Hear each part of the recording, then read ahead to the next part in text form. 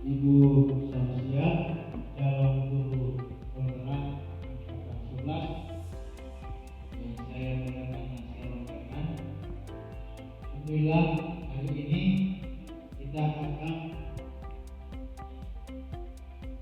memasuki kegiatan diseminasi aksi nyata penyebaran budaya positif. Sebelum kita mulai acara, untuk membangkitkan jiwa nasionalisme kita, mari kita menyanyikan lagu kebangsaan Indonesia Raya. Iring Muhammad Iring.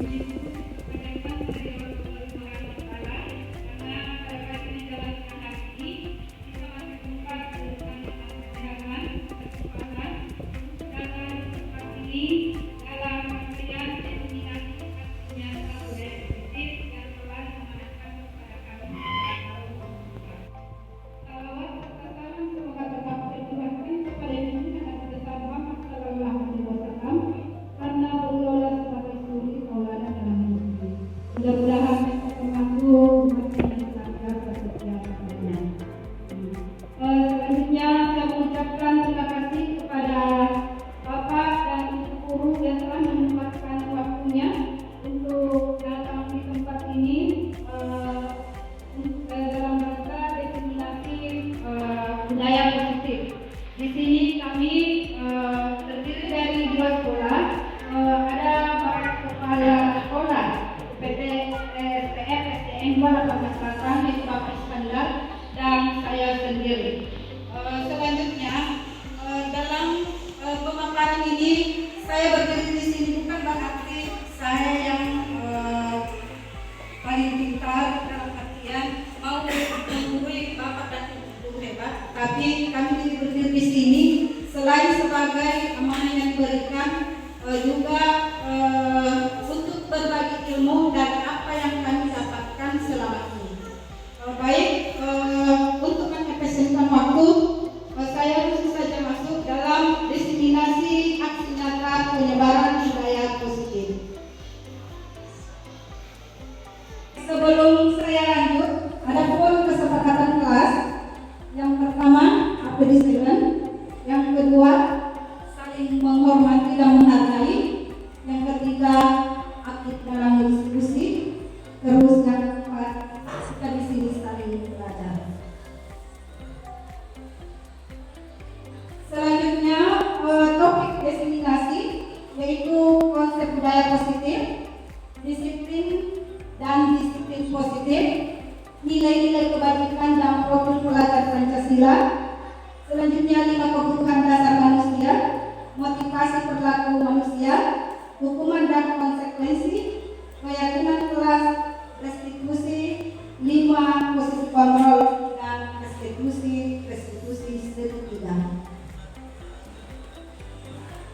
Ya, jadi tujuan pendidikan menurut Ki Hajar Dewantara.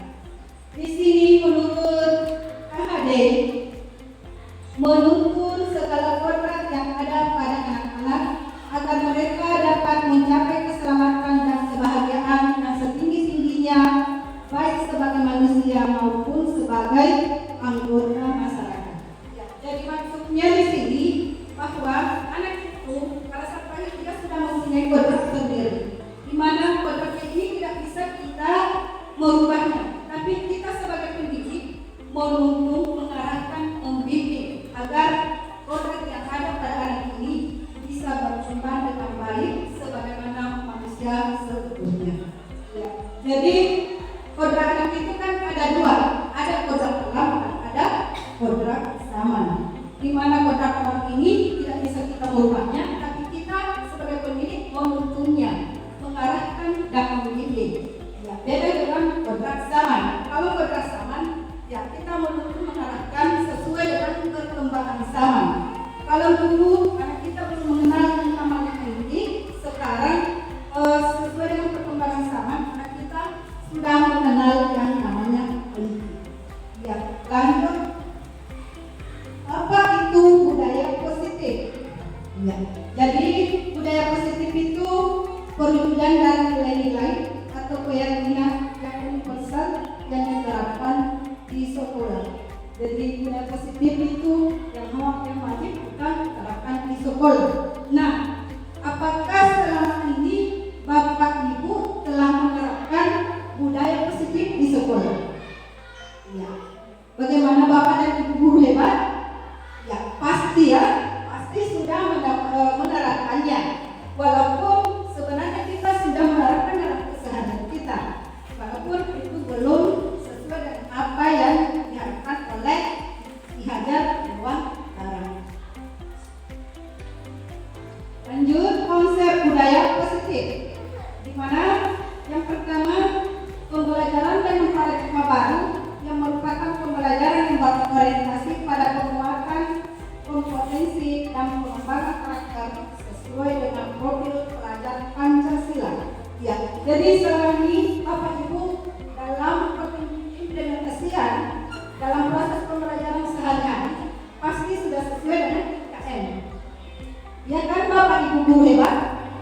Ya, di mana tidak ada lagi sekolah yang tidak menerapkan ini IKM, implementasi kurikulum merdeka. Nah, di sini profil pelajar Pancasila itu kan ada nyanyiannya. Ya pasti Bapak Ibu guru hebat apa lihat? Kalau begitu kita es breaking dulu supaya semangat.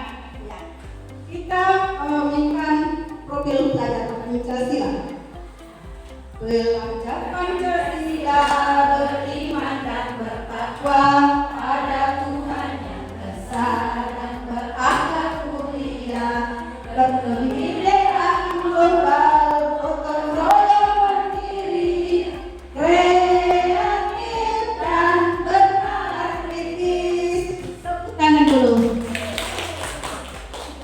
Jadi semangat Bapak Ibu. Alhamdulillah. Lanjut yang kedua. Sekolah dapat menyediakan lingkungan yang positif, aman, nyaman, agar murid dapat berpikir dan bertindak dan merdeka, mandiri dan bertanggung jawab. Jadi yang seperti apa itu Bapak Ibu hebat? Lingkungan yang nyaman. Ya, pasti Bapak Ibu guru hebat dalam saat ini sudah menerapkan.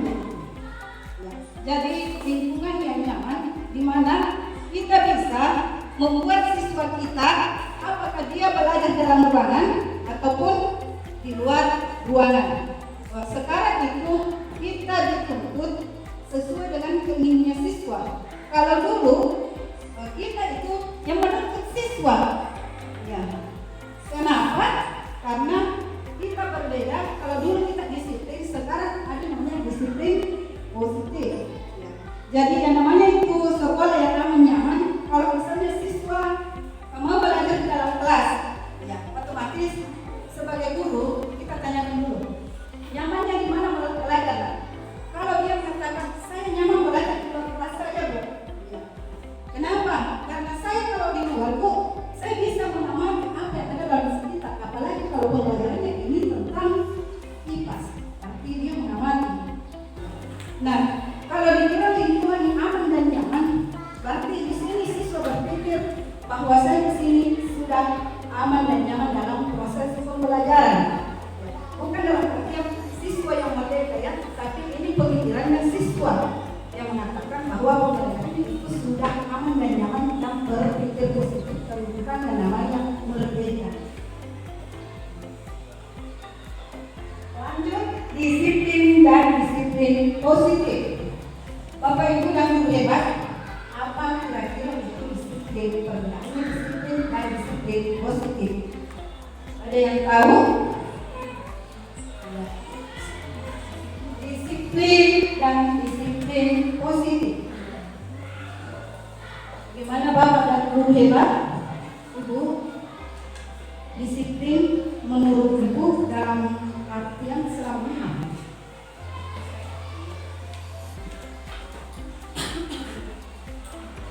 Terima kasih atas kesempatan yang telah diberikan kepada saya.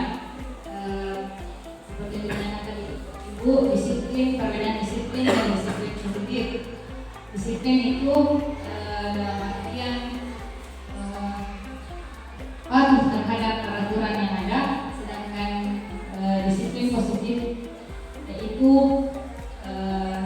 patuh dalam artian yang baik. Terima kasih. Terima kasih Ibu hebat. Tepuk tangannya dulu. Terima kasih Bu sudah menjawab perbedaan disiplin dan disiplin positif. Ya, jadi kita lihat. Ya, jadi disiplin itu dimaknai sesuatu yang dilakukan seseorang untuk mendapatkan kepatuhan dan memiliki kecenderungan ketidaknyamanan.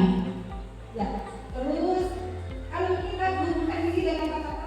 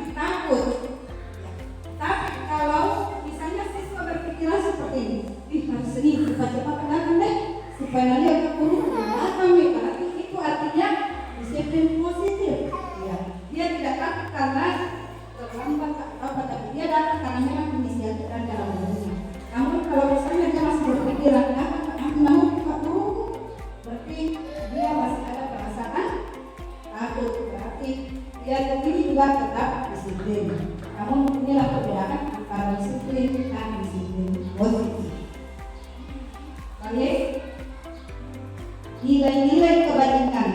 Ya. Jadi nilai-nilai kebajikan di mana nilai-nilai yang disepakati bersama terlepas dari suku, bangsa, agama, bahasa maupun latar belakang.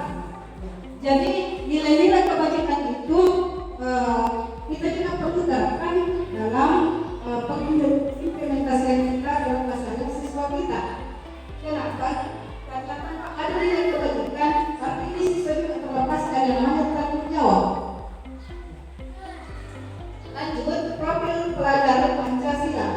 Ya, jadi profil pelajaran Pancasila ya sekarang sudah tidak ada lagi yang kita menerapkan beriman bertakwa pada Tuhan yang Maha Esa tanpa akhlak mulia. Kenapa siswa kita perlu dididik ini? Ya, kenapa? Karena ada pepatah mengatakan terkadang orang berilmu belum tentu berakhlak, tapi orang berakhlak itu sudah tentu ilmu. Ya, jadi yang perlu kita terapkan ini membentuk iman dan takwanya. Karena percuma berilmu kalau tidak berakhlak. Terus berkebinekaan global, mandiri, bergotong royong, kreatif dan bernalar kritis. Jadi inilah nilai-nilai kebajikan dan profil pelajar Pancasila. Lanjut, kebutuhan dasar manusia. Di mana kebutuhan dasar itu segala sesuatu yang kita lakukan untuk mendapatkan apa yang kita inginkan. Nah, seluruh tindakan manusia pasti memiliki tujuan. Ya. Selama kita bertindak, pasti kita memiliki tujuan. Tidak mungkin kita bertindak tanpa ada tujuan yang kita inginkan. Contoh paling mendasar, kita belajar untuk kita menjadi pintar. Kita datang ke sekolah untuk mendapatkan ilmu. Jadi semua yang kita lakukan adalah usaha terbaik kita untuk mendapatkan apa yang bisa diinginkan. Lanjut, Bapak Ibu guru hebat. 5 kebutuhan dasar manusia. Yang pertama, kebutuhan bertahan hidup. Di antaranya kesehatan, rumah, dan makanan. Jadi ini kebutuhan dasar manusia yang paling utama. Karena tanpa ini, tanpa kesehatan, tanpa rumah, tanpa makanan, otomatis kita tidak bisa bertahan hidup. Terus yang kedua, kasih sayang dan rasa diterima. Yang mana itu? Kasih sayang dan rasa diterima itu misalnya antara teman dengan teman, antara keluarga, pasangan hidup, teman kerja, bahkan dengan binatang peliharaan. Karena tanpa kasih sayang itu hampa, bagaikan sayur atau berlarang.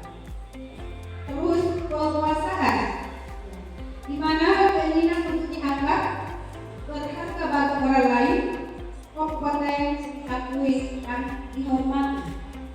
Terus kebutuhan dasar yang keempat, kebebasan, yaitu tidak suka dikekang, bebas memilih pada pilihan sendiri, bebas bergerak, mencoba hal-hal yang menarik.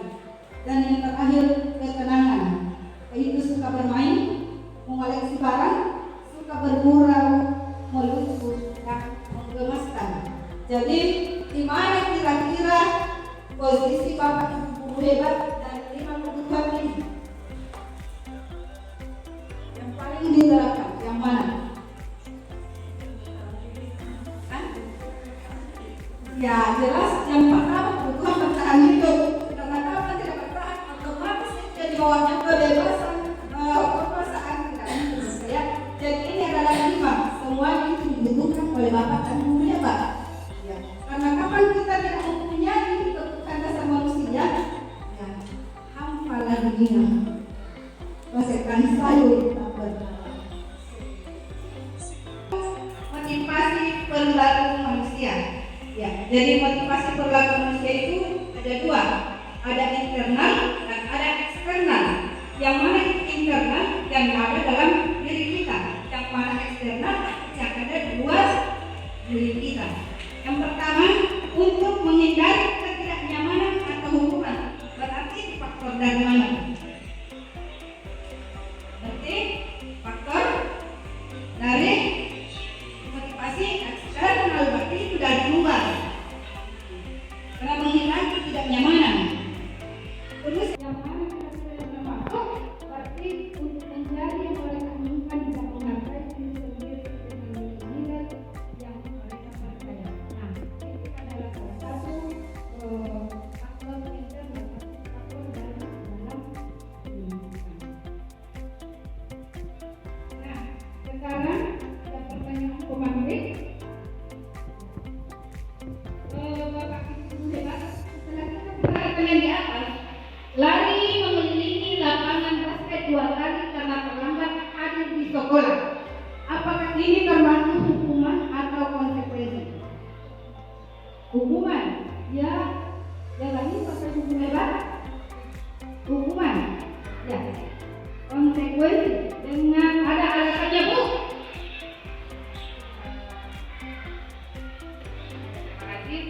Kalau menurut pendapat saya, poin yang pertama ini termasuk konsekuensi karena di sini dikatakan bahwa lari mengelilingi lapangan basket 2 kali karena terlambat hadir di sekolah. Itu kan pasti ada aturan yang sudah ditetapkan di sekolah pada saat terlambat. Nah, makanya itu ada konsekuensi yang harus dijalankan oleh siswa yang terlambat. Jadi ini kalau menurut saya ini tidak termasuk dalam hal kategori hukuman, tapi konsekuensi dari kesalahan yang dia buat. Terima kasih. Ya, terima kasih, Bu. Yang bilang tadi hukuman bisa memberikan juga penjelasan.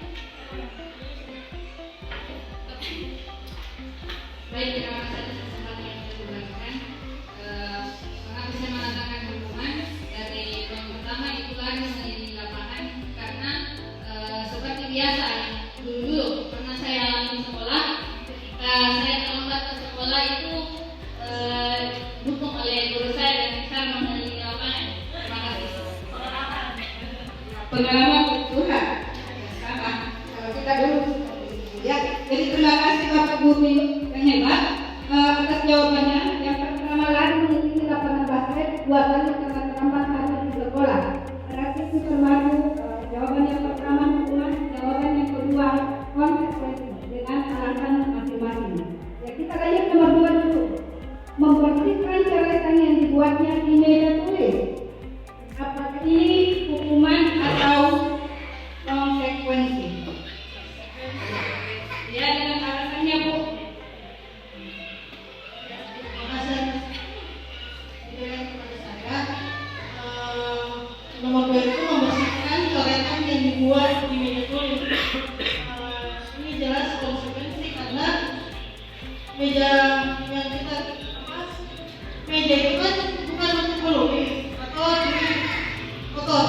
kan ada buku yang sudah disiapkan, jadi konsekuensinya yang harus dibersihkan karena kita pada tempatnya digunakan. Terima kasih.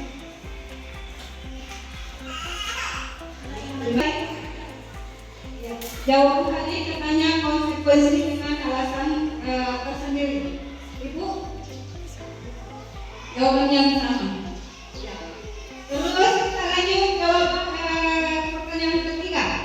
Berdiri di depan kelas sambil mengangkat kaki karena karena tidak bisa menjawab pertanyaan. Nah, mungkin juga ini pernah ada yang mengalami. Mengangkat kaki sebelah karena tidak bisa menjawab pertanyaan. Apakah ini hukuman atau konsekuensi? Apa ada sesuatu yang pernah dihukum? Berdiri di depan kelas sambil mengangkat kaki karena tidak bisa menjawab pertanyaan. Apakah ini suatu hukuman atau konsekuensi?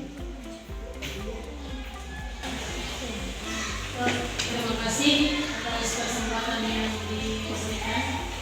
Di sini saya hanya mau bercerita tentang pengalaman yang biasa saya dengar. Karena saya sudah lama di sekolah kelas dan saya suka mendengar teman-teman SMA saya itu menghukum anak-anak dengan cara mengangkat kaki. Tapi itu tidak dilakukan lagi sekarang, ya tak bukan lagi zamannya. Jadi menurut saya yang poin ketiga itu adalah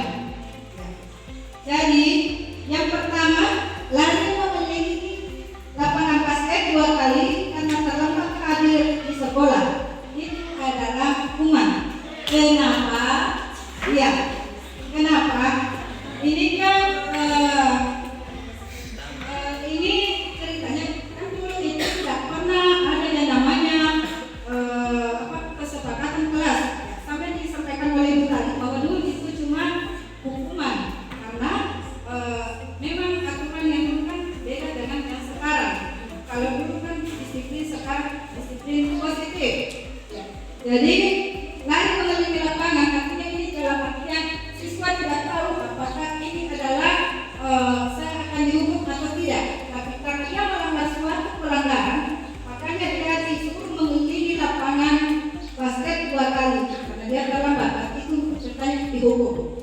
Terus yang kedua, membersihkan coretan yang dibuatnya di meja tulis.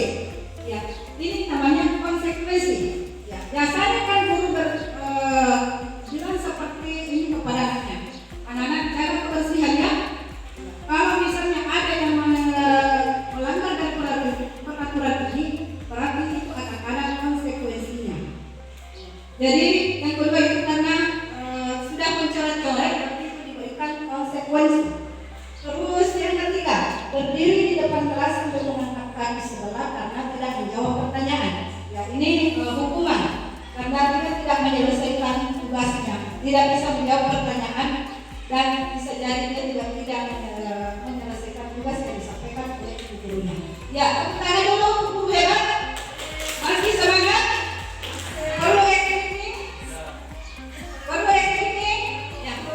Bagaimana kalau kita SPP dulu Pak? Iya. Begini, SPP-nya itu kita berdiri dulu Bapak Bu ya. Maaf. Ya. Berdiri. Menyanyikan lagu Topi Saya Bundar. Nah, dan kita bisa disebut ini bundarnya. Ya, jadi kalau misalnya topi saya bundar, iya, gerakan saya. Iya. Jadi paham Bapak Ibu guru hebat? Ya, kita mulai. Topi saya. Ya, berarti yang belakang terdapat teman. Nah, menyebutkan nama Bundar. Ya, Ibu Risma.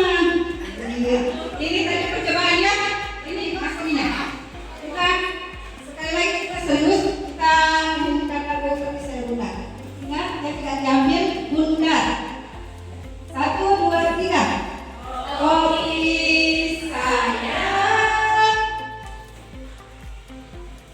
topi saya, kalau tidak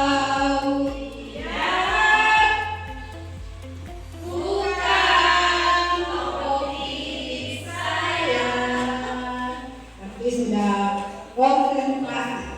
Ya, terima kasih Bapak Ibu hebat. Kita lanjut.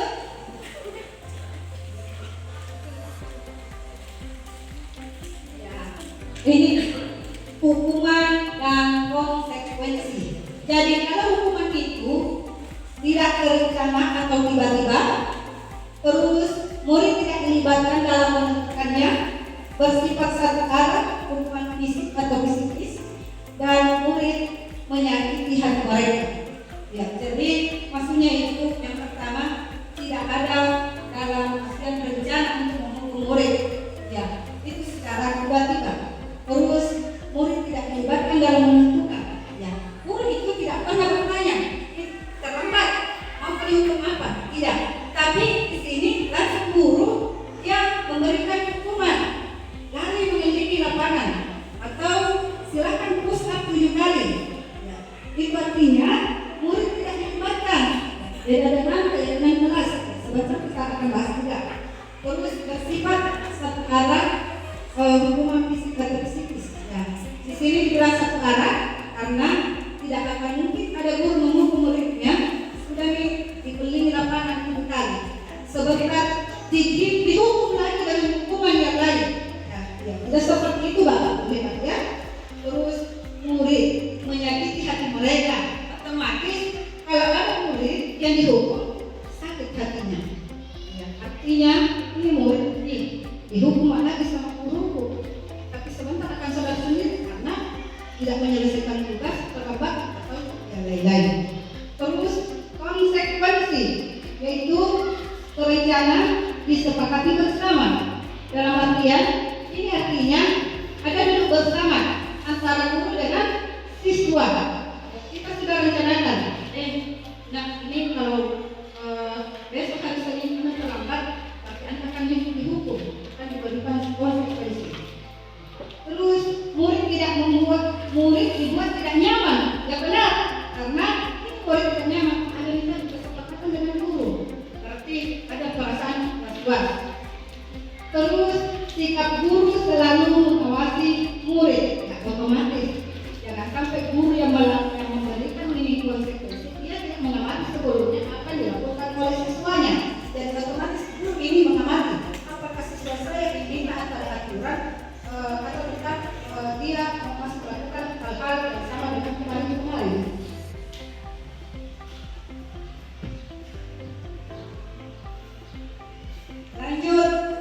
Ya, posisi kontrol.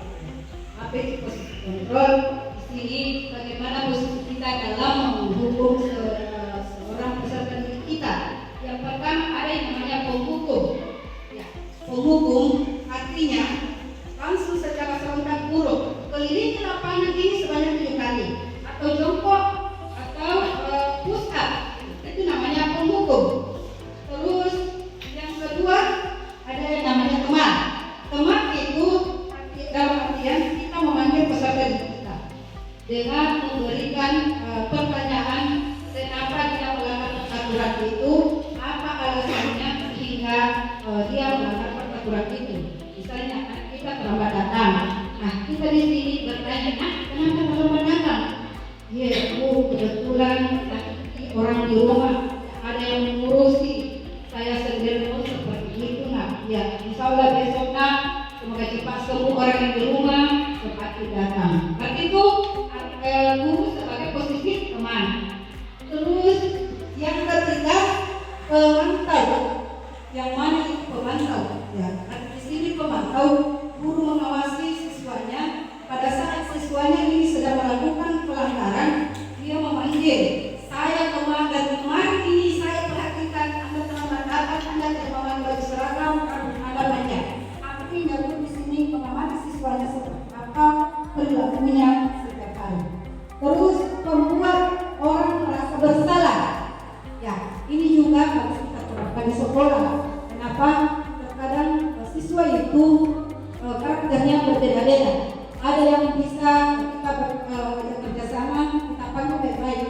Nah, kenapa setiap hari saya perhatikan terlambat nih?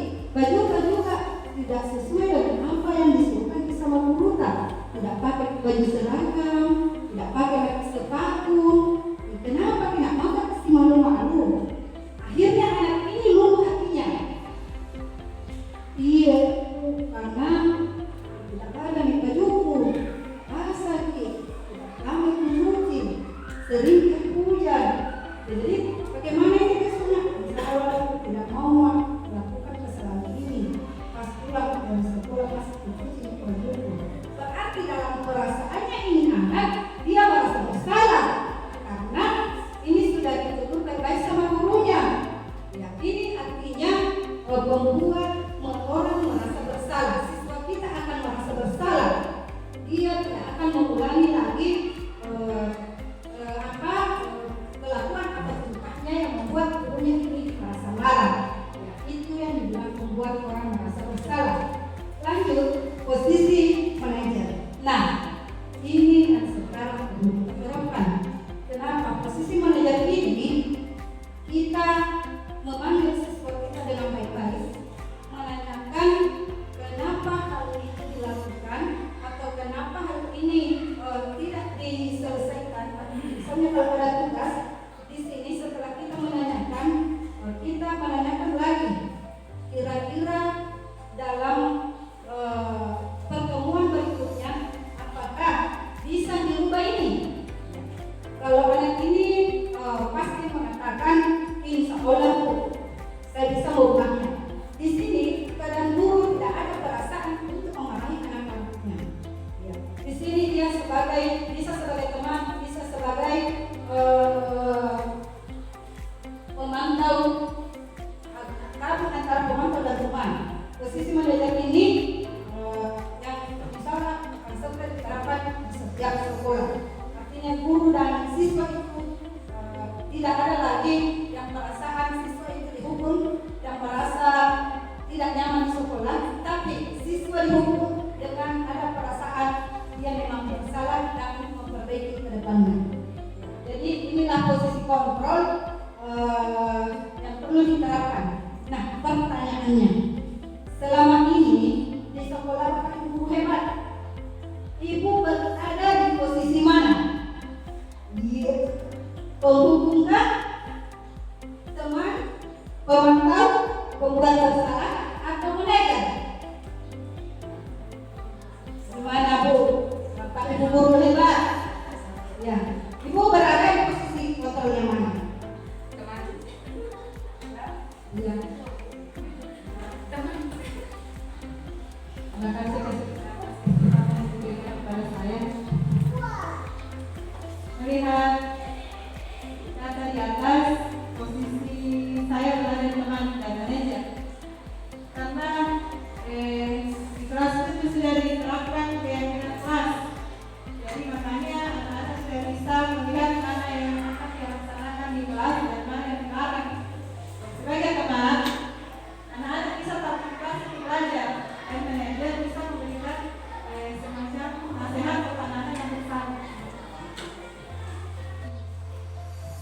Terima kasih Bu, tepuk tangannya dulu.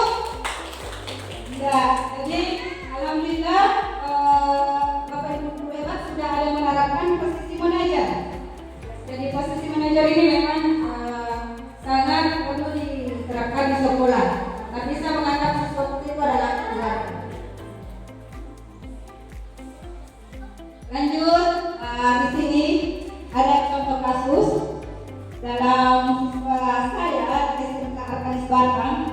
Dia tidak memakai baju praktik pada saat masuk di laboratorium. Nah, di sini saya melakukan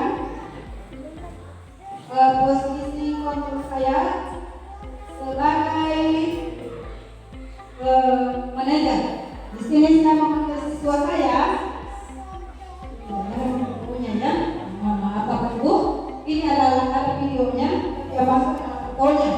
Ya, jadi di sini salah seorang siswa saya melakukan suatu pelanggaran, di mana pada saat masih di ruang laboratorium dia tidak memakai baju praktiknya. Nah, pada saat itu saya memanggilnya masuk di ruangan dan bertanya apa kesalahannya sehingga saya panggil masuk di ruangan. Atau tahu tidak kenapa saya panggil masuk di ruangan? Tidak tahu Bu. Ya, jadi kalau tidak tahu saya yang akan memberitahu. Kemarin saya lihat masuk di lab tidak pakai baju lab. Iya itu betul.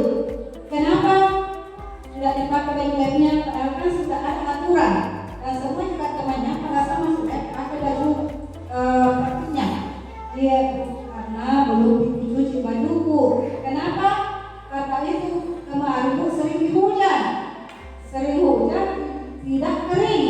Ya, jadi saya tanya lagi, kita terakhir pakai baju praktiknya di kapan? Katanya 3 hari lalu, kemarin baru dicuci. Saya tanya, dia tidak apa-apa, karena memang saat ini sering hujan. Tapi kali-kali pas pulang dari sekolah, usahakan itu bajunya langsung dicuci supaya pada saat ada kegiatan praktiknya dipakai lagi. Ya, jadi itu adalah salah satu contoh posisi kontrol manajer. Lanjut, ada kasus yang kedua juga saya sudah dapatkan di sekolah saya. Salah satu siswa saya itu rambutnya panjang, sering ditegur sama gurunya, belum dicukur-cukur. Akhirnya saya dipanggil masuk di ruangan dan menanyakan apa kendalanya sehingga belum cukur rambutnya. Pada saya tanya, katanya sibuk membantu orang tua di rumah kebun. Ya, saya juga sebagai guru tidak bisa menyalahkan. Kenapa? Karena memang pada saat pulang sekolah memang banyak pekerjaan, ya, kesempatan untuk membantu orang tua di rumah. Terus setelah saya tanya, ternyata dia juga belum dikasih katanya biaya cukur. Jadi saya katakan begini, kalau pulang sekolah cara baik-baik dengan orang tuanya. Kalau ini rambutnya sudah tidak rapi karena sudah panjang, sementara di sekolah ada aturan tidak boleh rambut panjang. Jadi itu adalah salah satu contoh kasus yang sudah pernah saya alami Bapak Ibu hebat dan sudah saya lakukan posisi kontrol sebagai posisi manajer. Nah, di sini ada juga contoh penghukum. Terlambat lagi, selalu datang terlambat. Apa bisa datang tepat waktu? Sekarang kamu keliling lapangan 2 kali. Itu salah satu cara menghukum siswa ya. Artinya kita membentak siswa. Terus yang kedua, pemantau. Tahukah kamu yang berapa kita masuk? Kita sampai jam. Terus kamu sudah terlambat 15 menit. Kamu sudah mengerti konsekuensi yang harus dilakukan jika terlambat datang. Itu salah satu cara memantau siswa sebagai pemantau. Terus sebagai pembuat merasa bersalah. Kamu ini bagaimana kan? Kamu sudah berjanji sama ibu untuk tidak terlambat lagi. Kamu kenapa sering mengecewakan ibu? Ibu benar-benar kecewa sama kamu. Nah, pada saat itu Bapak ini akan dulu katanya. Terus posisi sebagai teman. Ayolah, bagaimana sih kamu? Kemarin sudah janji sama ibu kan? manajer, apakah kamu tahu kesalahanmu? Apakah kamu masih mengingat keyakinan kelas? Dan bagaimana kamu bisa memperbaiki kesalahanmu? Jadi manajer itu mempertanyakan keyakinan kelas yang pernah dibuat di ruangan atau di kelas yang sudah disepakati. Lanjut, maju segitiga restitusi. Di sini segitiga restitusi itu tujuannya untuk menghasilkan murid yang mandiri dan bertanggung jawab. Apa itu segitiga restitusi? Restitusi adalah sebuah cara menanamkan disiplin positif pada murid, di mana suatu proses menciptakan kondisi bagi murid untuk memperbaiki kesalahan mereka sehingga mereka kembali pada kelompok mereka dengan karakter yang lebih kuat. Terus, restitusi adalah proses kolaboratif yang mengajarkan murid untuk mencari solusi untuk masalah yang membantu murid berpikir tentang orang seperti apa yang mereka inginkan dan bagaimana mereka harus memperlakukan orang. Nah, ini menurut Ersom Boxen. Lanjut, restitusi membantu murid untuk memiliki tujuan disiplin positif, memulihkan dirinya sendiri setelah berbuat salah. Terus penekanannya bukan pada bagaimana perilaku atau menyenangkan orang lain atau menghindari ketidaknyamanan, namun tujuannya untuk menghargai nilai kebajikan yang dipercaya. Restitusi, ya, yang mana itu? Yang pertama, restitusi bukan untuk dari kesalahan menebus kesalahan, namun restitusi memperbaiki hubungan.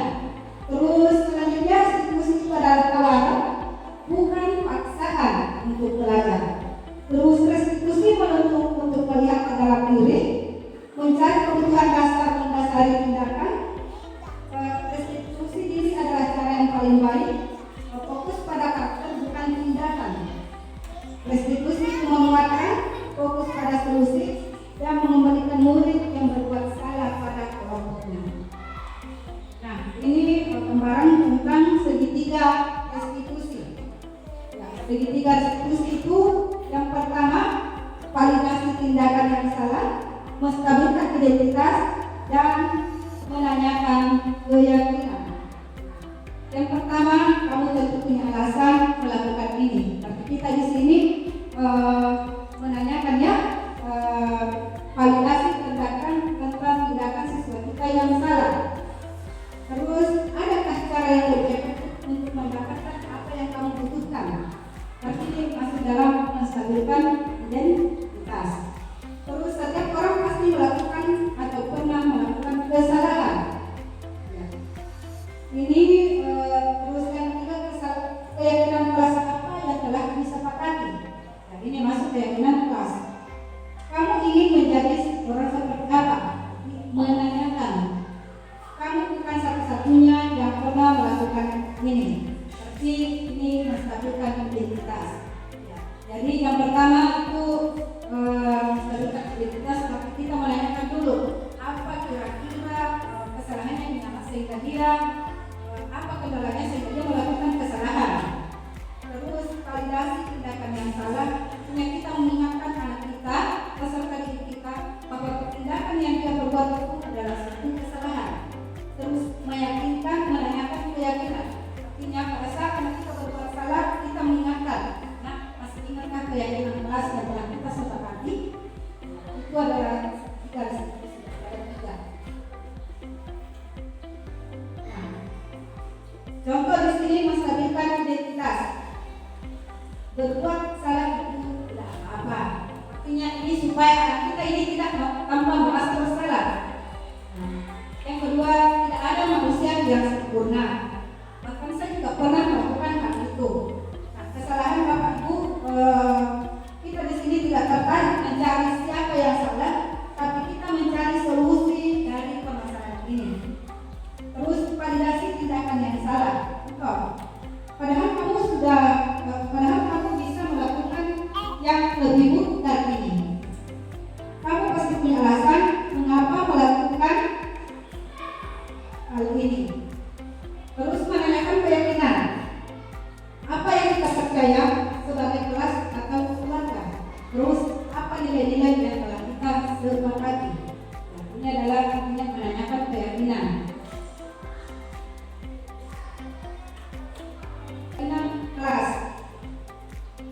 Ada pertanyaan tematik di sini.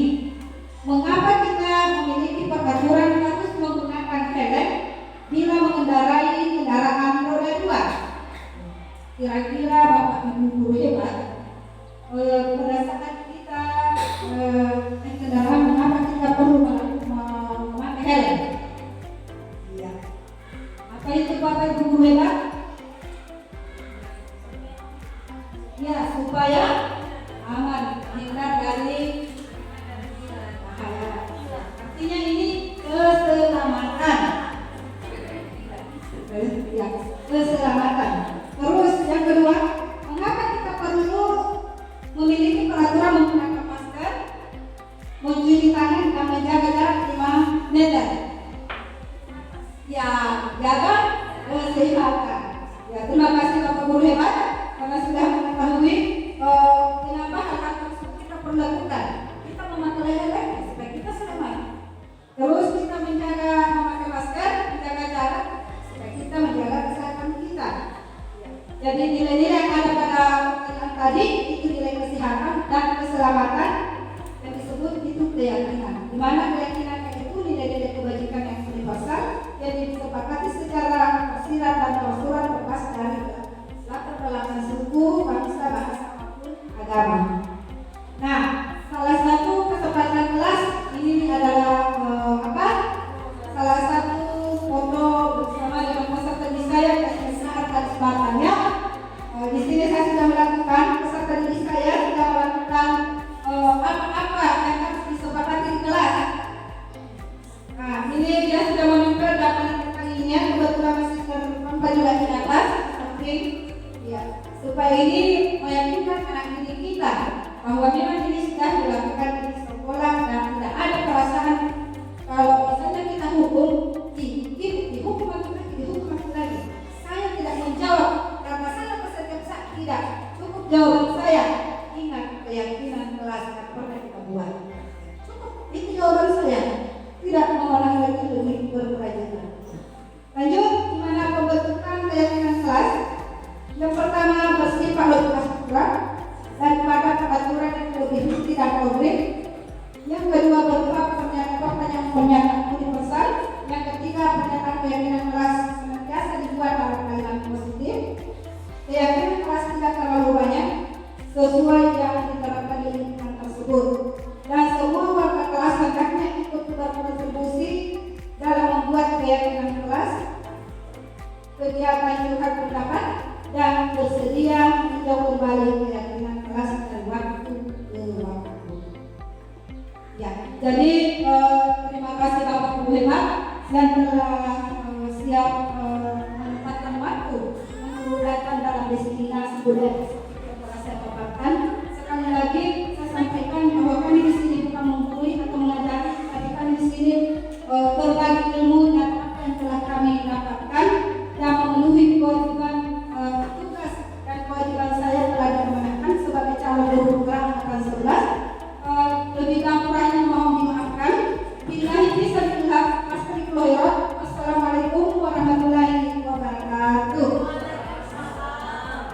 Ya, bagaimana kita aplaus kepada Samsia atas pemaparan materi diseminasi budaya positif. Mudah-mudahan apa yang disampaikan Bapak Guru tadi dari materi dapat kita sebarkan juga diseminasikan pada satuan pendidikan kita, khususnya di kelas kita terkait masalah budaya positif ini.